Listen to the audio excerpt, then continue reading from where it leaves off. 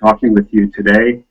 With me is my colleague and esteemed associate, Les Charm.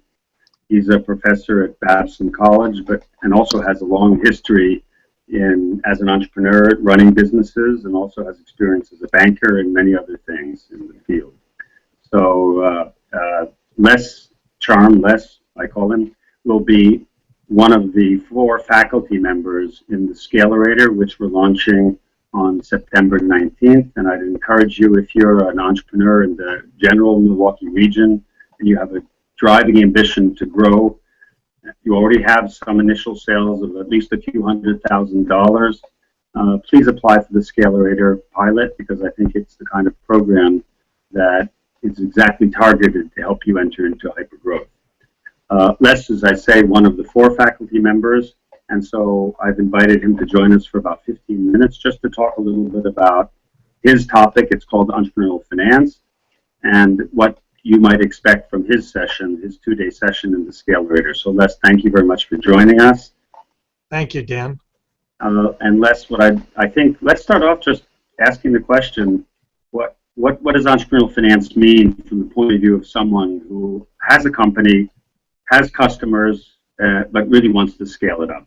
What does entrepreneurial finance mean? Well, I think what entrepreneurial finance is all about is quite simple, actually. It's the helping entrepreneurs, like the participants, myself, whomever, to acquire the resources they need to grow and scale at the rate that they choose to want to do it. You say resources very broadly. You're hinting that it's more than just money. What do you mean? It's absolutely broader than money, because money only buys you specific things. And so I never think about money as the end goal. It's really the end goal is if I need to acquire new people, how do I do that? That's the people that I want to get the resources to get on board with the company. And so my goal in this is to tell you how can you get the people, not necessarily how you can get the money to get the people. That's an interim step, and in my view, a very limited step for most companies that are trying to scale up. In the way you're saying, in some cases, in some sense, what's really important is growth and fitting together the various resources, which in some cases may substitute for each other in order to promote that growth. That's absolutely accurate. Now, I understand that you have a lot of experience as a business person yourself. So just give us, what are some of the examples of businesses that you've been involved in growing? So I've been in my own business since I was 25 or 26 years of age, and I'm not 25 or 26 anymore. And let's see, I have owned with a partner 4 retail chains in all sorts of different industries, 2 manufacturing firms. But equally as important, I think, to the participants is I'm a professional director. So I'm on lots of boards of companies run by owner-operators in all sorts of different industries. And that gives me a lot of perspective about how to help companies grow. So Les, I know this as a fact, because I've heard about your reputation from a lot of former students, some of whom have worked for me, that you're really one of the most respected teachers at Babson, teachers of entrepreneurship at Babson. What do you think are some of the lessons that a participant might walk away with from spending a day and a half or so with you in this kind of a program? Good question. I think number one is, what are the right questions they should be asking? I think, as my experience over the years suggests, most people have only learned to ask a very limited number of questions. And going back to what we discussed before, generally they say, how do I get money? That's a very limiting question. 2, what they'll get out of it is learning the broad span of resources that are available and the broad scale of sources of capital that are available, other than what's written most about, which is venture capital and angel capital. We will learn about that, but I think the goal of the program for this day and a half will be to show what options are out there, and lastly, what skills you need to acquire those, to access those options. So that sounds like very practical, because a very small number of ventures actually raise equity capital, as it turns out, factually, empirically, statistically, only a small number. So you're saying there are other sources of capital and substitutes for capital that people will be learning about. Yes, and the skills then, because we can tell you about all the possibilities, but I think really what this class is about, or this day and a half, is really about what skills you need once we learn about the sources, and then to practice those skills and to have an interaction around those skills. So this is a very practical course. So participants in the Scalerator will have a chance to apply this in the classroom setting to their own companies. To their own companies. That's the really practical element of it. And I think it's a pretty helpful program. We've done it around the world, and I'm really excited to come to Milwaukee. Well, thank you.